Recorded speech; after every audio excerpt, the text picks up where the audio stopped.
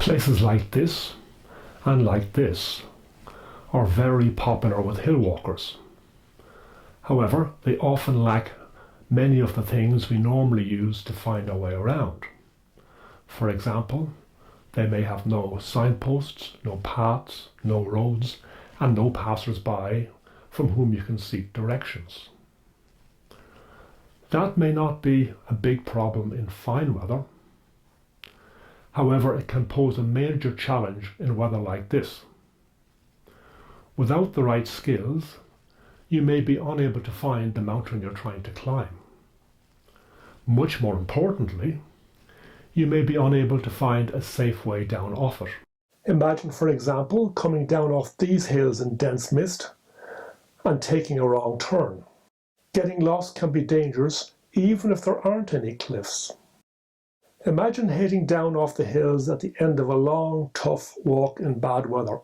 You've just about enough energy left to reach the road, and just about enough time left to do so before dark. Then you take a wrong turn that greatly lengthens the walk. You could end up in the dark, cold, without enough torches, exhausted while still far from the road. Situations like that can prove fatal. About an hour after this was taken, the weather suddenly worsened. Over the space of about 15 minutes, it changed from blue sky to this. Finding our way up this hill was easy, but finding our way down off it required a compass and a reasonable level of navigation skill. On high remote hills like this, the weather can turn very nasty far faster than you can get down to safety. If you choose to go up hills like this, you have to be prepared to find your way down through conditions like this, even if the weather's like this when you set off. That's why I recommend that before climbing any hill, you ask yourself this question: how confident am I that I can find my way safely down off this hill in the worst conditions I'm likely to encounter?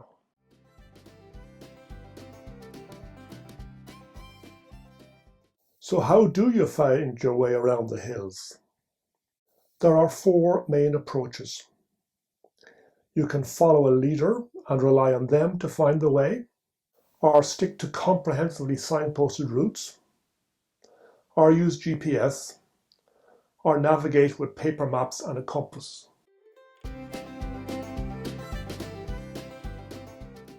Following somebody else can be a good way to start hill walking. One option is to join a hill walking club.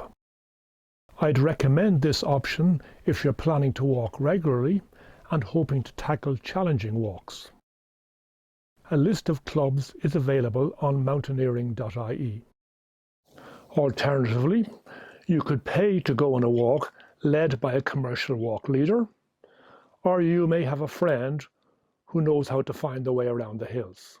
However, relying completely on somebody else can sometimes pose risks. Firstly, some walking groups become strung out across the hills, creating a risk that you will become separated from the group and be left alone on the hills. That could be dangerous unless you have the skills and equipment to find your own way down. Until you develop those skills, take great care not to become separated from your companions. There's another problem that can arise if you rely totally on somebody else to do the navigation. They could become incapacitated during a walk. Imagine, for example, if they broke a leg in an area with no mobile phone reception.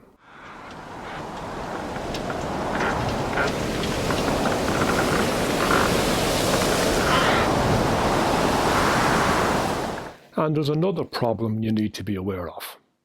It's hard to tell whether a leader is competent. Irish law doesn't require leaders to hold any qualifications. You could ask a leader whether they hold any of the qualifications listed here.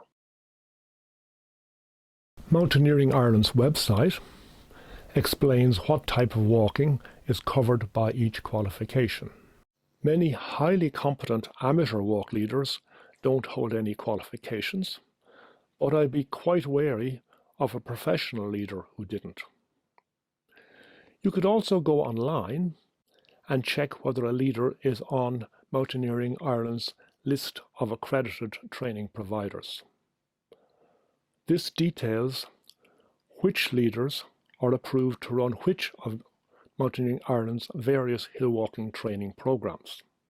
It's a good sign if a leader is on the list, but not necessarily a bad one if they're not. Here's a list of some points to remember about using a leader.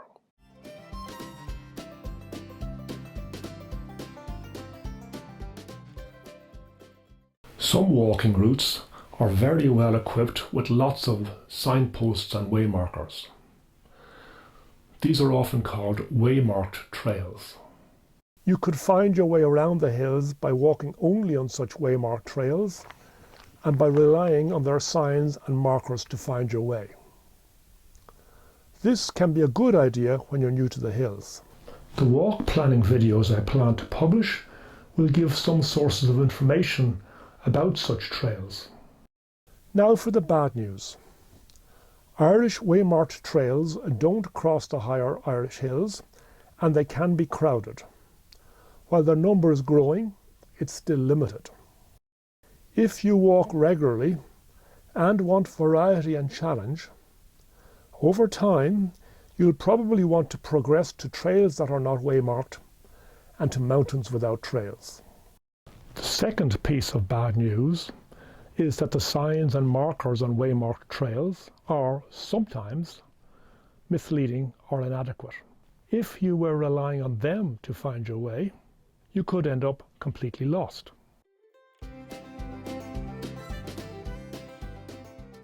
As I have explained, both of these approaches could let you down. You could become separated from your group or could encounter misleading waymarks on a waymarked trail. In such situations, you need to be able to find your way safely down off the hills without help from a leader or from waymarks. That means navigating either by GPS or by paper maps. Now let's imagine you needed to find your way safely down, but hadn't yet learnt enough skills to do so accurately. In situations like this, that might merely be inconvenient. But in a situation like this, that could be life-threatening. I want you to think about the type of walks you do, and then imagine that you found yourself in a situation where you needed to be able to navigate down, but hadn't yet learnt the skills to do so accurately.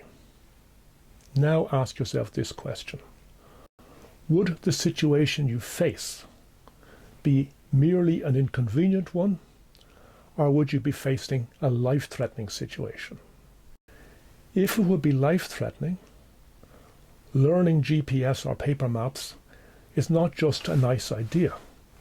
It's an absolutely essential safety precaution.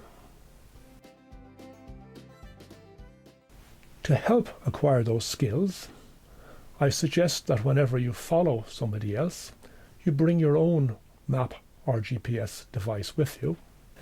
Ask the leader to show you the route on the map. Then try to track your progress on it during the walk. You should also track progress on a map when following a waymarked trail. This will help you develop your skills. In addition, it means you'll always have a pretty good idea where you are. That could prove invaluable if you take a wrong turn or suddenly run out of markers. At the beginning of this video, I said there were 4 possible approaches to finding your way around the hills. This video has now covered everything I need to tell you about the first 2 of those approaches. Both of my planned GPS videos are also complete. I have produced some mapwork videos, but plan to produce quite a lot more. I hope you find them useful.